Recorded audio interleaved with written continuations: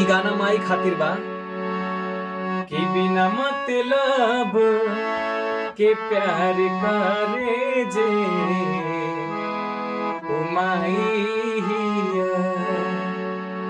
बिना मतलब के प्यार करे जे ओ माई हिया।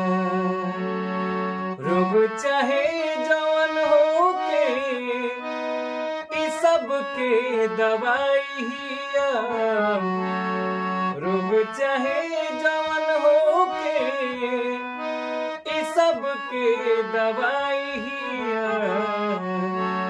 बिना मतलब के प्यार करे जे ओ माई हिया।